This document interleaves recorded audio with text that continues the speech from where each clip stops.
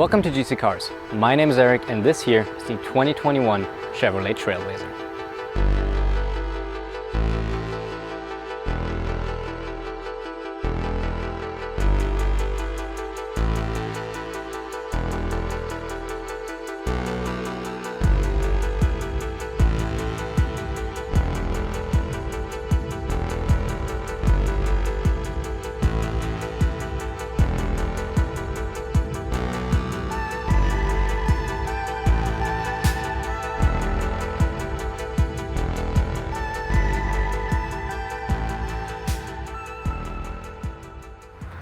This all-new Trailblazer looks a lot like its bigger brother, the Chevy Blazer, but unlike the Chevy Blazer, it is squarely aimed at younger car buyers.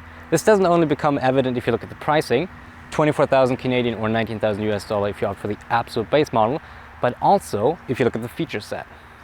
For example, this Trailblazer does not come with sat-nav available on any trim level. Want to navigate somewhere? Connect your phone via either wireless or wired Android Auto or Apple CarPlay and use that.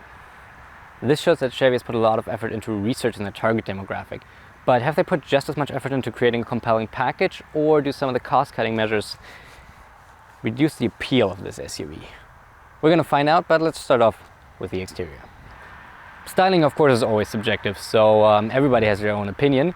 Personally though, I do like the styling of the Trailblazer and its looks. The front end works really well, just like on the Blazer it's inspired by the Camaro. The side profile I think also looks good. We got this like boxy small SUV, which we also find on the Nissan Kicks and also the Hyundai Venue. And then we have the rear end, which is probably the only part I'm not too impressed by. It's okay, it's not bad by any means. I think it just doesn't really have that much of a relation with the front end. It's just the only part where I'm a bit like meh, but overall I do like it. But feel free to post your opinion in the comments and tell me if you like the looks of the Chevy Trailblazer. But now let's look at the area where you as a buyer will be spending the most time in the Chevy Trailblazer, and that's obviously the interior. And here we are on the inside of the Trailblazer.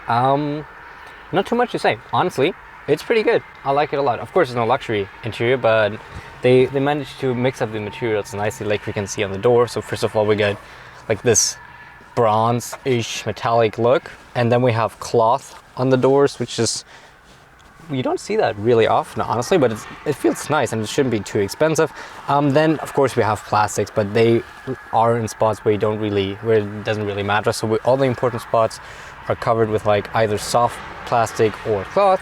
Then we got the trunk left, automatic open, automatic closing, really nice. You can actually get quite a lot of stuff in here because you can not only lay completely flat the back seats, but you can also lay the passenger seat flat. So you can literally have pretty much almost everything made for storage in here, which is really cool because, you know, with the size of this SUV, you have a bit of a compromise, but knowing that you can haul a lot if you have no passenger with you is pretty good to know. Yeah, then it's actually pretty functional. We have like two USB ports in the front, in the back, two in the front. We have a wireless charger in the front. We have a full power outlet even in the back. Then we have our two cup holders. Every door pretty much holds one full-size bottle and then maybe another half-size bottle. It's all really well done. We don't have too much piano black. We have a sunroof which we can open, which I obviously didn't do too much because it's fall and we got leaves falling everywhere, so I didn't do that too much. It's nice. Just pretty much the only complaint I have is that the storage in our glove box is pretty much non-existent. Honestly, like all I put in here were like receipts from the gas station. That's about as much as I could fit in there. Oh, and a GoPro battery, but that's like this big, no joke. So I don't know why. We got the outlets on the back, but they're like on the floor. So I don't know why it couldn't be at least be this deep. But there must be some engineering reason behind it. It's just interesting. Yeah, but otherwise, honestly, I like it. We got leather seats with a tiny bit of cloth just to mix it up. Looks good, feels good. The seats are really comfortable. I've took it on a tour to Niagara Falls and to Windsor from Toronto, so that's 1.5 hours one way and 4 hours one way.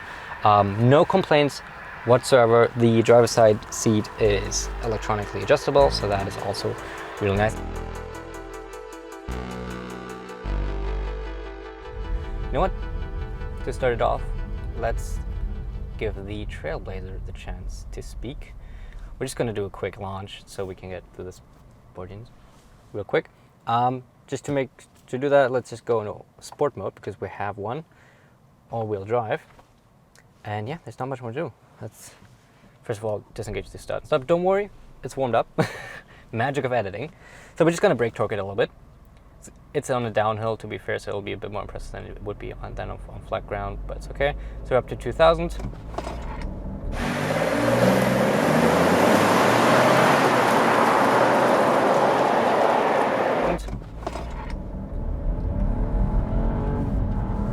$50, $60, $70, $80, $80, $80, $80 plus 5. Pretty good, honestly. I mean, yeah, that was downhill, but it's 155 horsepower. Let's disengage all-wheel drive and sport mode.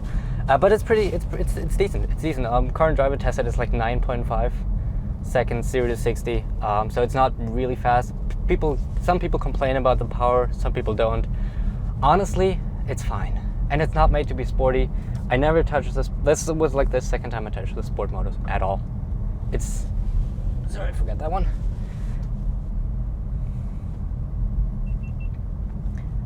This is like the second time I touched the sport mode at all.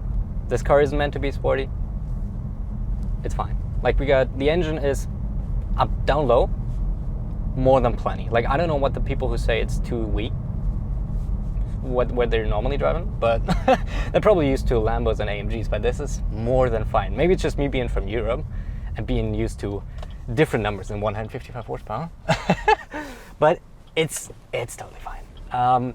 Admittedly, if you're on the highway and you want to overtake someone, it might take a little bit of time, but engine power is okay. Speaking of, let's just go through that. Most of the time, the 3-cylinder we got in here, 1.3 liter 3-cylinder, is pretty quiet. If we're just cruising, nice and quiet. Just occasionally, if you rev it out a little, or sometimes the transmission is a bit slow, then it can get a bit raspy and a bit rattly. It's not too bad though. Just like on the first day when I got into, I was like, in one of the first turns actually, I was like, oh, that's a bit noisy. But I don't know if I've gotten used to it or it was just like a one-off. So either way, it's not gonna annoy you if you buy this car. Yeah, but let's go right over to the transmission because it's made it to the engine. We got the 9-speed transmission in here with the selectable all-wheel drive.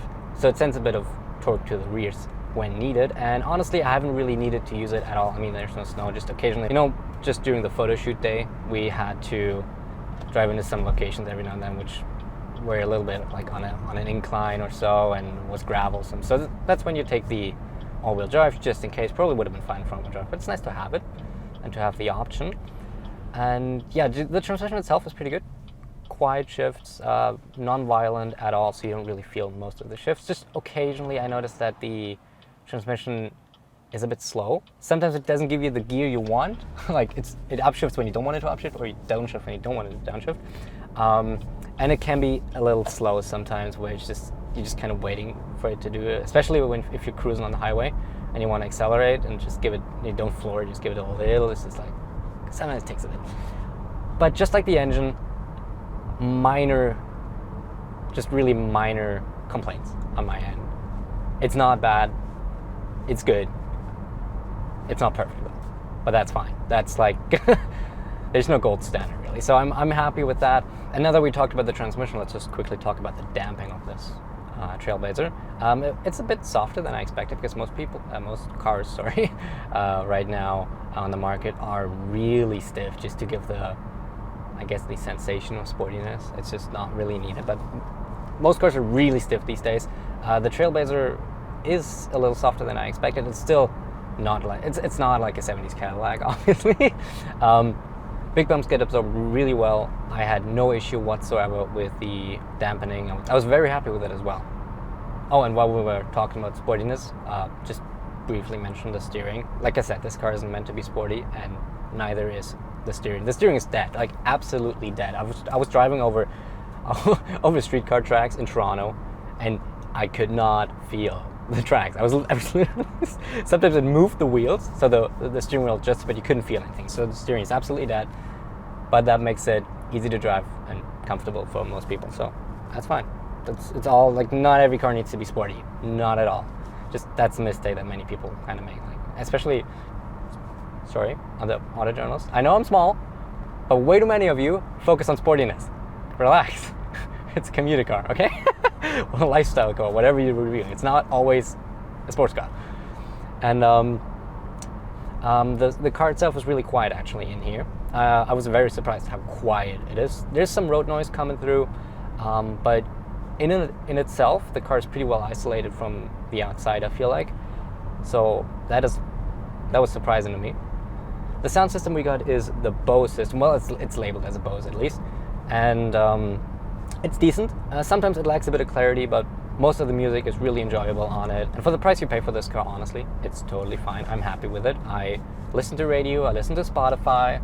I was very happy. At no point did I think, oh, this doesn't sound good, I'm not a fan of it, or ugh. That's never happened. Never happened. Really good.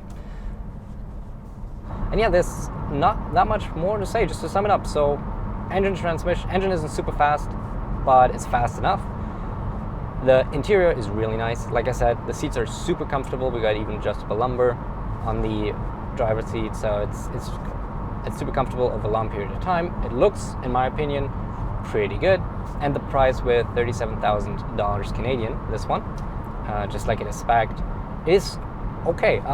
You will be able to scrap a lot of options. Like the Active we have right here starts at $30,000, and you can just scrap $7,500 in options, or just select a few if you need them, and you can push the price a bit lower. But I think it's a pretty competitive entry, given I haven't driven too many other vehicles in this class. I've driven the Kona, that was the electric variant though, which was pretty nice as well, but it's kind of hard to compare the electric variant to the internal combustion one. But if you're looking for a smaller SUV, I highly suggest just checking out the Trailblazer. I got a friend of mine who is actually looking at a Kona right now, and I'm going to tell him, hey, why don't you just take a look at the Trailblazer too? I'm very happy with it, and yeah, that's actually everything there is to say. The weather's starting to get bad, so I'm not going to finish this outside. I'm just going to finish this in here. We got more videos to come, hopefully soon. We also have 4 POV drives with this Trailblazer, so just no commentary. We're just going to drive so you can hear and see how it is, basically on the other first-person view. And yeah, there's not much more to say. Please, this is a new channel. If you like it, I would really, really appreciate a subscription. I know it's annoying if people ask for that, but it really helps me, especially at the point where I am right now, to get more cars and be able to review more vehicles. So that would greatly help. If you get any feedback or any opinion on this car, post it down in the comments. Yeah, and that's pretty much everything I have to say. Thank you for tuning in. I hope you have a great day, and hopefully I will see you in the next video. Okay, thank you very much, and goodbye. For example, this trailer is up. This shows that Chevy has put a lot of effort into researching their target demographic, but have they put in just as much effort to create a compelling package, or do some of the cost-cutting measures? Okay. This shows that Chevy has put a lot of effort